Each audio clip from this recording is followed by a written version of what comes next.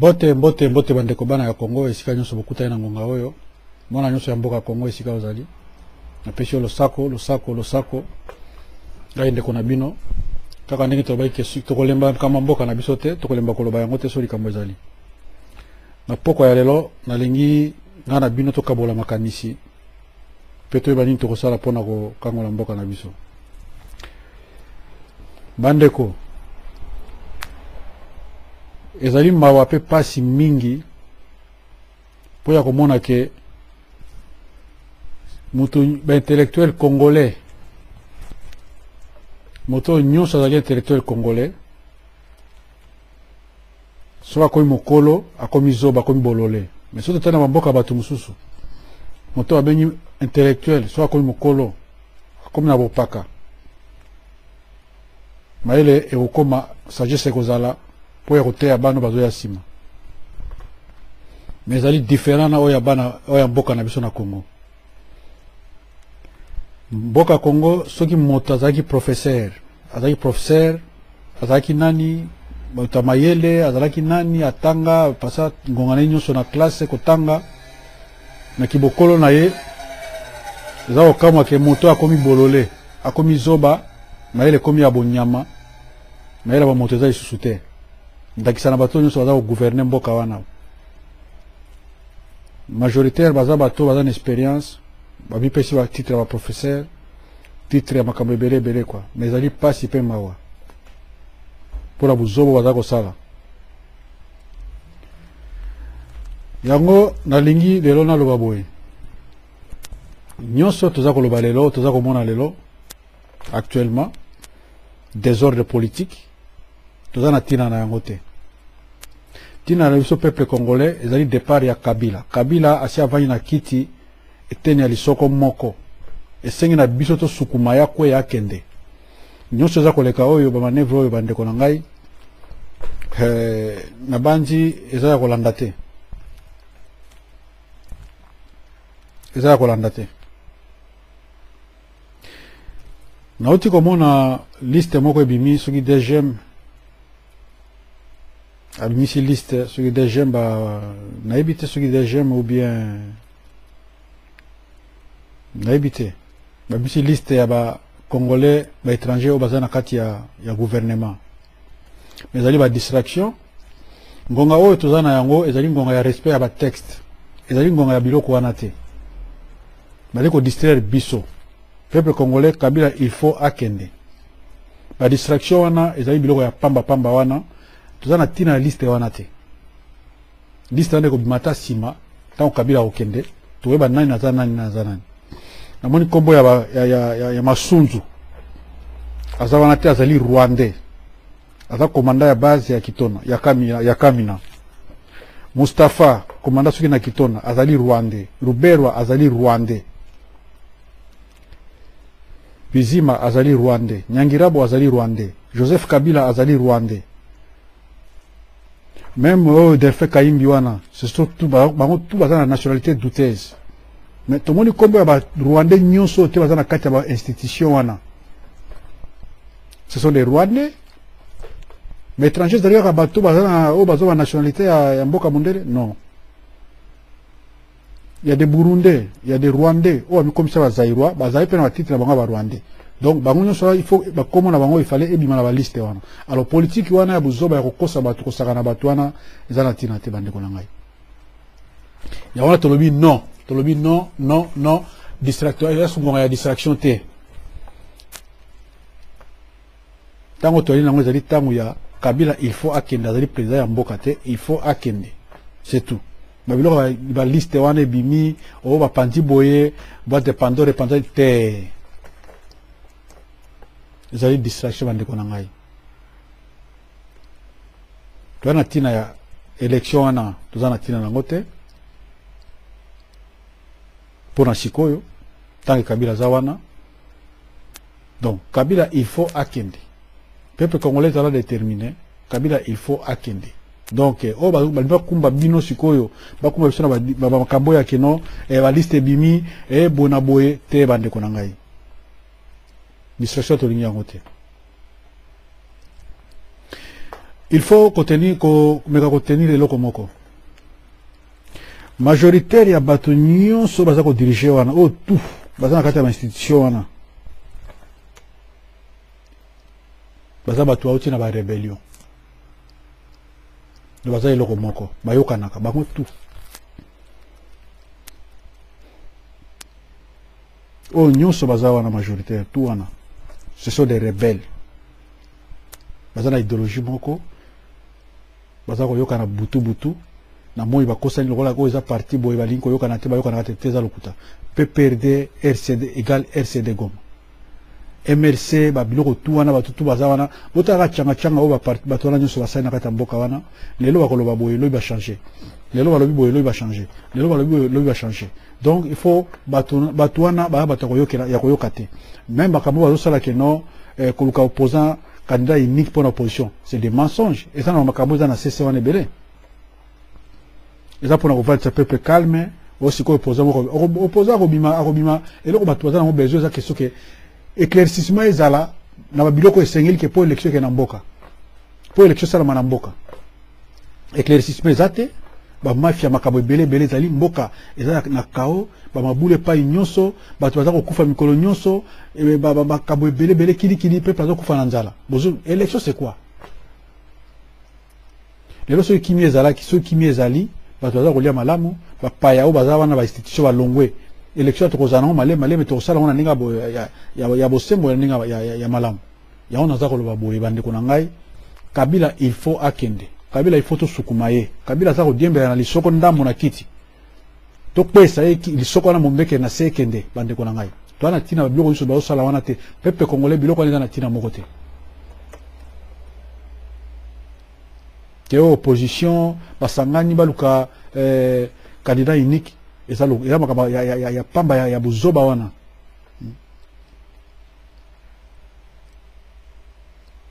ba place salami bele wana basi ba yokani na bango nyonso siko ese salami ba chango deja na sika ba vandisi ya ndenge ke ba niko jouer siko ba carte wana ale bosanga to sangana na ba oyo apeto ko sala boy apeto ko kosa boy to ko sala boy non Kabila nde il faut akende situation ezali na mboka ya situation Kabila il faut akende azali président ya Congo lisusu te mandat na esila Maria Ibaka ba deux mandats na ya moyibi wana Ibaka ese silaki Kabila il faut akende Kabila comme ma batna élection te azana na légitimité te donc baza ko kosa na peuple kaka boye peuple congolais muta ko za sur robot ya Kabila azali te ba robot na ye ezali bato yo ya azana bango kuna soit déjà ba politique de ba robot na ye o ya za ko téléguider mais peuple est sous-souté. Peuple est sous-souté. Il y a aussi un moment en Boka Nyonso, Boka n'est pas biso de défa qui a monté. Dans la zone militaire, il y a un assemblée la peine militaire au bazan en Boka. Boka wana ezali abino. Bako saka na bino ti mukolo nini.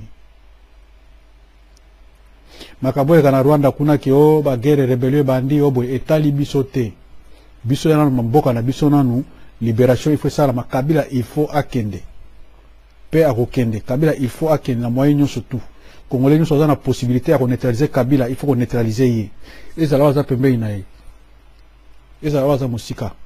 ezala waza moyen de neutraliser Kabila il faut qu'on neutraliser Kabila doit être neutralisé Kabila azali te que ye aza nzambe ye aza boye ba ko toucher te Kabila il faut la neutraliser voilà. Et là, on a dit qu'il faut que le tribalisme. Tribalisme, c'est-à-dire qu'on profite de Munguna. Tribalisme, c'est-à-dire qu'on profite de Munguna.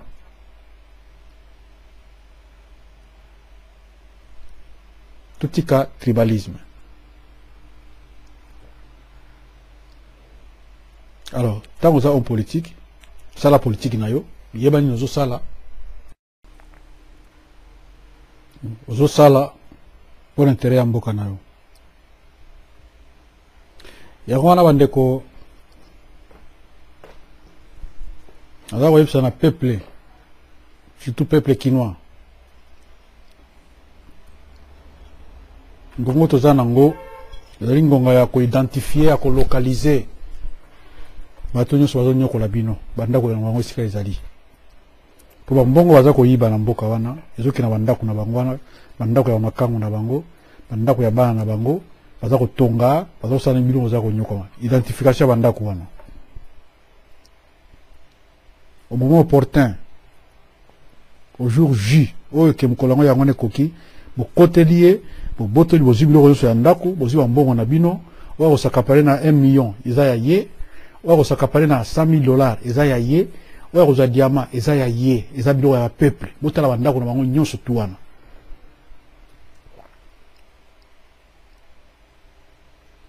po fe na bango ekozala ndenge wana po baza kosante te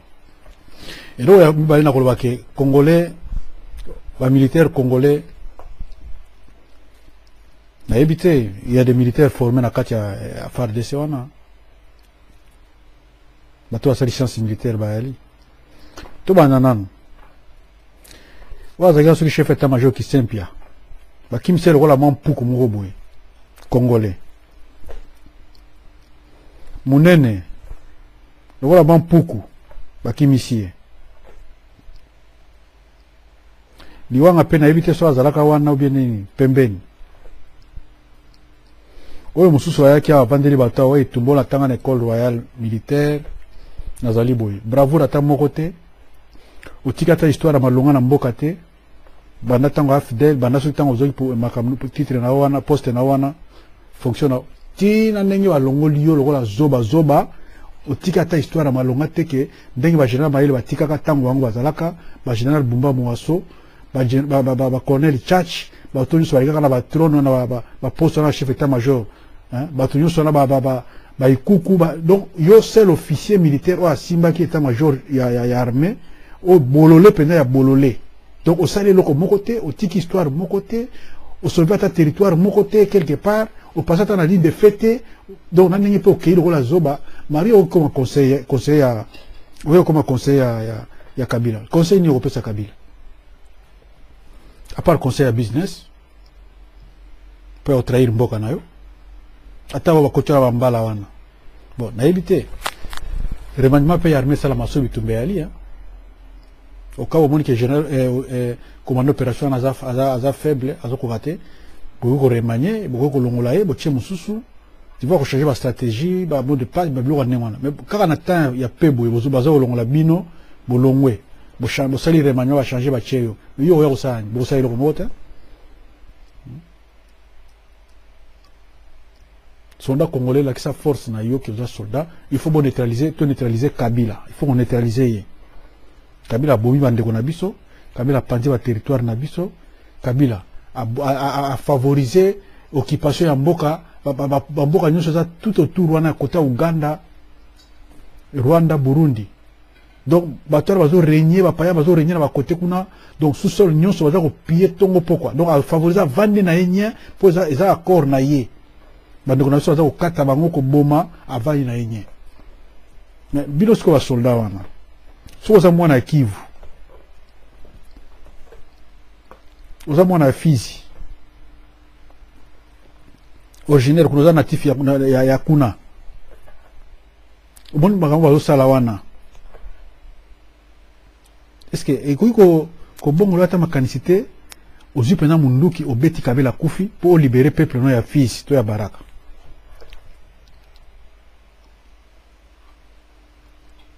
oza mwana Bukavu oza na kati ya armée bazoboma bato na Bukavu esalako mpasi te oza mwana ya Kasai oza mwana ya Kisangani mais oza na kati ya armée wana mais armée yango oza mpona kosauve kasikoyo nini territoire na yo mais ozomona bazoboma bandeko na yo kaka ya makila te me bandeko no bacongolais na Kisangani ovandi mpo oza na yo soki commandant ya bataillon soki nani mais bazotinda bapaya baza koboma bandeko no ovandi mpe olobiki naza militaire mais tena bolati yango basymbole to bolati ya armée wana mpona kosala nango nini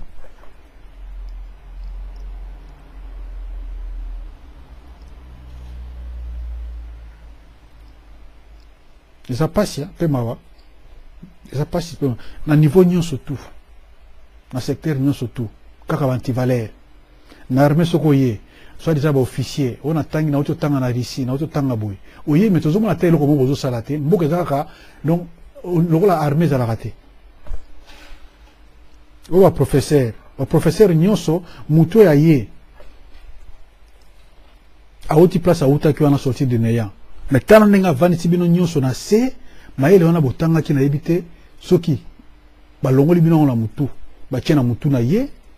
bazuki bolole na ye batie bino na mitu po ya fonctionner bien bino ozande boza wana.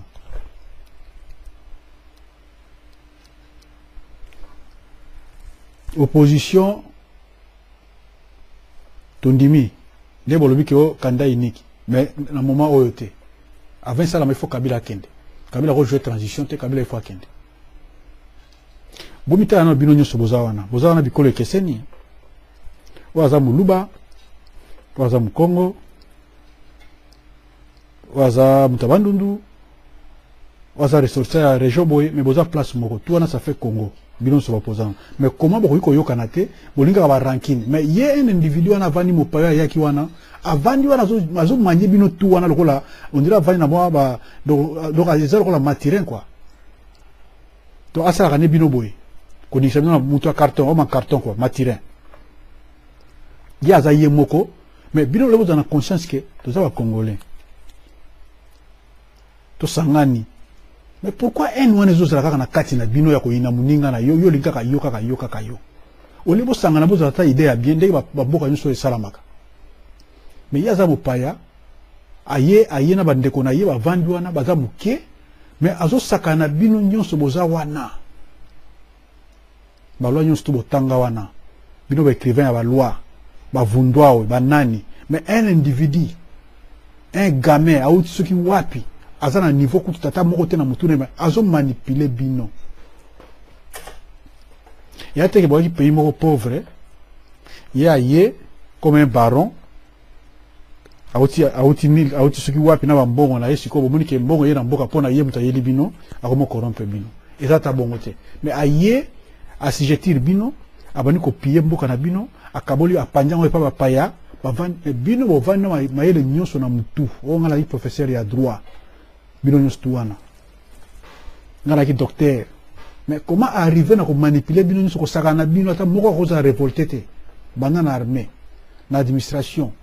na ba institution nyonso na cour constitutionnelle bino nyonso tuwana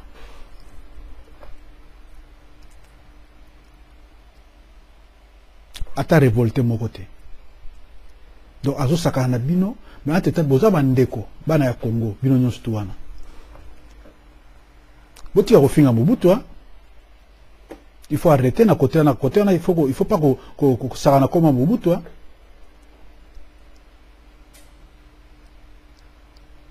Ce qui le boza pende bozana ya pona Mobutu wa maile bwana ona classe wana tindaka afuter no ba classe botanga na bonga l'état bino nyo boza wana. Na musubo wana position, na wana kati ya ba biloko wana. Bwana kati ya cercle mafia wana ya Kabila. Mobutu tangisa bino. Bo Emilia Kayena numbala liboso ole bosa ele musala malamu bo conseiller azamu bo conseiller non bo conseiller qui était bo indire na berer bo sali ba bosa ile wa vina bino tango ibebi e bebe lié moko bo kimi bo yo vandi siko na Kabila oyo tala ba vantir makabozo sala bino batata mi bimba ndengwana batata mi bimba bolinga ka cravate costume so esili so abuni na télévision na cravate na costume esili naza mukonzi mais comment ça arriver na kosaka na bino ata moko se révolter te mais aza mayele te betide fait na yoana ata akokana ata na moko na bino te de boza bino so boza ba professeur boza ko tangisa bana ba université na ba campus kuna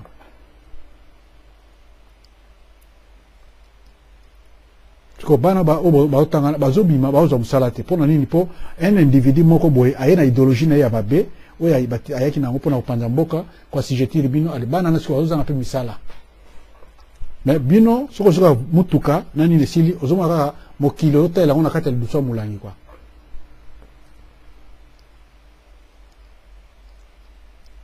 bo mikumisaka te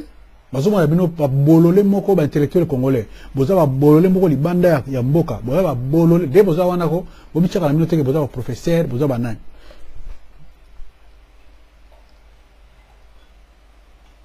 to boite maele intelligence naturelle ali peu artificielle ali quoi mais oyo ya bino penda ezali na ebite malchance mboka wana izwi na ebité yana autour ke na ko remarquer que intellectuel soit les intellectuels congolais ba professeur banani soka âge ki soka za na 20 ans 25 ans 30 ans aza mayele mais soka muta comme na 70 ans un intellectuel congolais comme na 70 ans a commis bololé phénomène wana na ebité sur les aponani mais na mboka musu tout le monde ke parce que ko consulter ya comme la sage moko boy na ba jeune wana soit na ni ba ke retenu conseil ba pêcher conseil même si on a poste ba pêcher conseil no boy na bobona pour na bateau ba mikolo o ba une expérience mais il y a biso na Congo eza bon côté ouais biso na Congo c'est quoi tant qu'on a 70 ans a commis les bololé ba ngwana bazana na tanga ba vundwa we ba kengo wa dondo ba mukolo wa pombo ba mendo malanga ba nani nyonso tuana bazaka ba bololé quoi donc so na bi bololé na sens que maele wana bazo se ba chango au service ya donc ba ko ba anti-valeur quoi ya sona valeur et intelligence na bango wana poso waki maele bolinga bo guider Kabila wana na ba erreur bino bo salaka wana bolinga bo guider bo orienter bien bo ipse que no pese ba conseil mais bo mitiki ya ko ko kumba bino quoi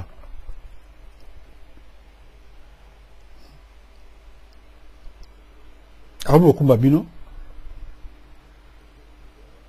do oya lingi ya mabe wana zana ona kati na il faut bino boto sa oya mabe donc test ma texte oya ko conduire na ngomboka ko bongisa na ngomboka wana etali bino te donc pona ye oya lobi ya bino na lingi te na lingi constitution lobi ke demanda ngala bi demanda te na osala 3 ale boya bo vandao apeti bino mbata na matama apeti bino mbongo bondi monga na lobi bondimi boy mona pe ridiculity mboka wana nakoloba raison mutu aza na raison na ye ake na tribunal raison na va bapesa yango mpenza baconcrétiser yango il faut afuta mbongo il faut afuta bongo mpo azwa raison wana oyo esama na mboka wana mais à chaque chose il y a un début et une fin donc bomata bokita bosala nyonso bozosala wana jamais pays moko na mokili awa ou bien criminel moko na mokili awa ou bien dictateur moko na mokili awa asilisa peuple ya un état mpona na dictature na ye te ezalaka te akoboma na ye 70% mais 30% ti bakosurvivre bakosauve mboka wana bakosauve état na bango kwa vous êtes des esclaves, une intellectuel congolais. Vous êtes esclaves. Esclave, il y a un individu. Vous avez un bon nenga zakoya, aye na mbonga ta moko te, aye ne loko moko te pa na ye, nenga yaki, na nenga ye, na 29 ans, abani ko saka na bino, bino matata bwana expérience, bwana mayele, soit disant ba professeur, akomi ko saka na bino lokola ba bolole moko boya tout sa bino mitu, bozo mona mo pe polele tout sa bino mitu.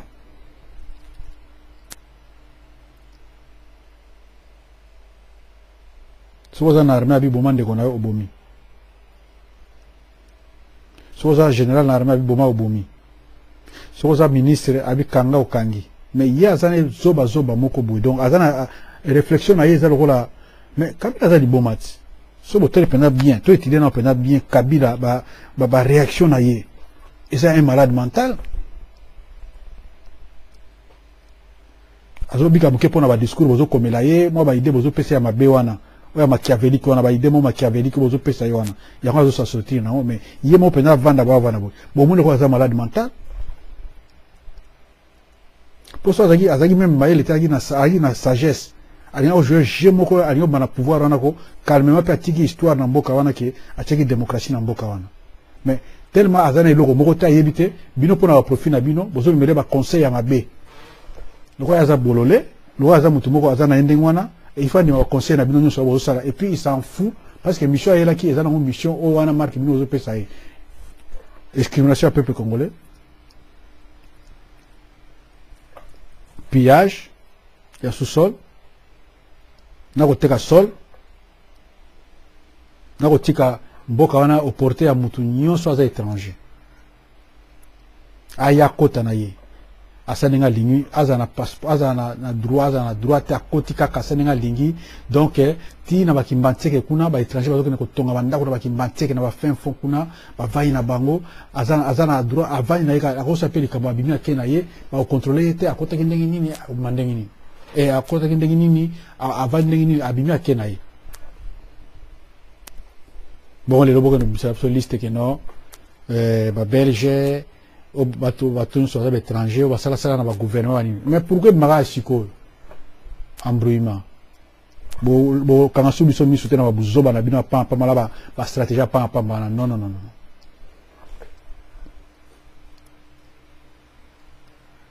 botanga na no kombo ya ba étranger au ba envahir mboka masunzu azali suki général ce colonel aza rwandais aza commandant ya base à Kamina na mutina monsieur Mustafa wana aza rwandais Obedi aza rwandais baza belé ba généraux baza na kata mboka na les rwandais baza ba yena mboka ba travailler pour na intérêt ya pays na bango mais pourquoi na liste na comme na bango ezate ya Kabila ezate pour nani parce que ya Kabila na mindele ba amdele watu balobaki yango nyonso oba chaki wana balobaki yango tomona na parlement awa na parlement mingi awa na poto na Belgique wapi bazoloba yango mais pourquoi na liste na comme na ekotite boti kosaka na bato te mais aza wana Kabila il faut aza neutraliser Kabila il faut alongola la pouvoir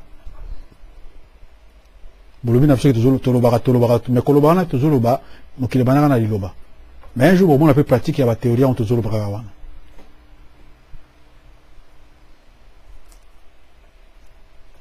o liste ebimi ya baétranger o aza belge aza d'origine o aza congolais mais aza na nationalité bo aza mais oyo barwandais pourquoi ebimi te barwandais na baburundais mwa batambo mwa batu wana so de burundais bakazadi wana nyonso bakazadi wana so de burundais mais pourquoi bakombo ya barwandais eza wana te les étrangers rwandais baza na Congo baotravaille na bainstitution ti na Sénat nyangira baza na Sénat pourquoi komona ebimi te kengo wana pourquoi komona ebimi te parce que bato nyonso wana tout barwandais baza tuti moko ata oyo azotravaille na bainstitution aza congolais so de rwandais pourquoi komona bango ebimi te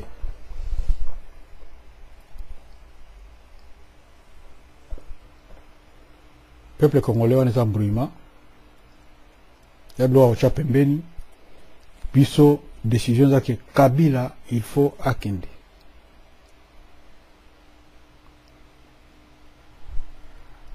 Kabila il faut akende amata kita aboma te il faut akende cette fois mbalo pena il faut akende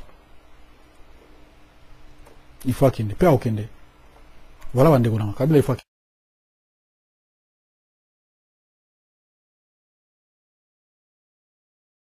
Et ils ont eu donc des Congolais par la corruption, ceci, cela. Ils l'ont fait marier à la sœur de James, à une Tutsi, directement. Il a abandonné sa femme à Kinshasa. Oui, il a abandonné sa femme à Kinshasa avec les enfants. Vous voyez encore le problème avec les Congolais. C'est grave. Il nous laisse beaucoup de problèmes. Il est là et maintenant il crie qu'il veut venir. Hein? Bon, le voilà devenu un chef de guerre de la rébellion. Et ils sont allés ramasser tous les autres rebus que vous connaissez. Les Tambo Mwamba, les Zaïdi Ngoma, l'autre est là, Londa Bouloulou, Wamba Diawamba. Et vraiment une kermesse de gens, en tout cas corrompus et inutiles. Pardon, le Bizi Makara, qui était mon ministre des Affaires étrangères, que je croyais congolais.